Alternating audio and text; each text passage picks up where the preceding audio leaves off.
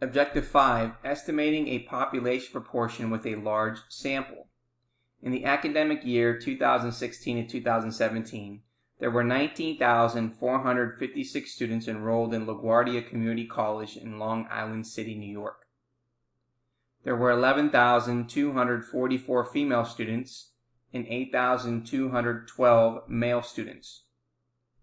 Number 1, what proportion of the students were female? We're going to round the result to the third decimal place and set it equal to the correct symbol.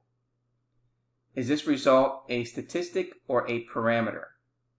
Now, because there were 11,244 female students out of the 19,456 students, the proportion of the population who are female was the following. We take 11,244 divided by 19,456, and if we do that on our calculator, 11,244 divided by 19,456, we get 0.5779, but we're going to round it to 0.578 because they're asking us to round it to 3 decimal places. So because the result is a parameter, because it describes the population, we're going to use the symbol P, which is going to equal 0.578. Step number 2. Now, by using the numbers 1 through 11,244 to represent the female students and the numbers 11,245 through 19,456 to represent the male students, the author used technology to randomly select 1,000 students without replacement. The random sample consisted of 591 female students and 409 male students. What proportion of the sample was female students?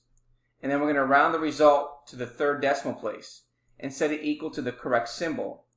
Is the result a statistic or a parameter? Now, because there were 591 female students out of 1,000 students, the proportion of the sample who are female is the following. 591 divided by 1,000, which is approximately 0.591.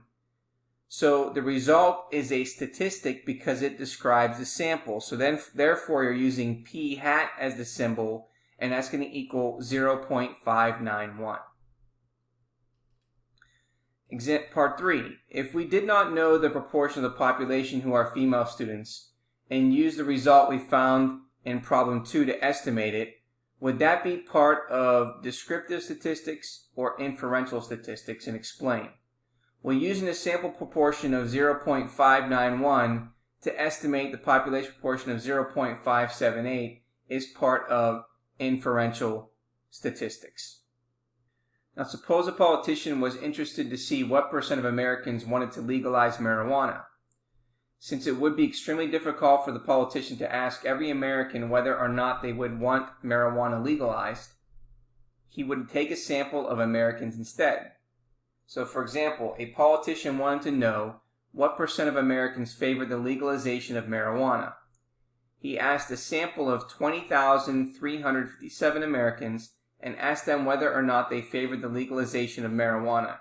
And of those Americans surveyed, 15,246 said they favored the legalization of marijuana. So for part A, what proportion of the surveyed Americans favor the legalization of marijuana? And then write your results as a fraction and a percent. So we have 15,246 divided by 20,357, which is approximately 0.75. And to rewrite it as a percent, we're moving that place over 2 decimal places to get 75%.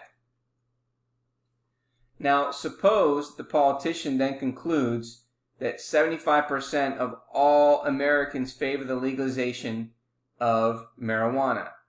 Is a type of descriptive or inferential statistics? Well, this would be considered inferential statistics. Sampling error. In this last example, the sample proportion that we got was 0.591, estimates the population proportion, and P was equal to 0.578 quite well. Now, the difference of the population proportion and the sample proportion is taking 0.578 subtracting 0.591, which gives us negative 0.013. And we call this the sampling error. Sampling error is the error involved in using a sample to estimate information about a population due to randomness in the sample. Now, a bias, a sampling method that consistently underemphasizes or overemphasizes some characteristic or characteristics of the population, is said to be biased. Now, what are the types of bias? There are three types of bias in sampling. We have sampling bias, a non-response bias, and a response bias.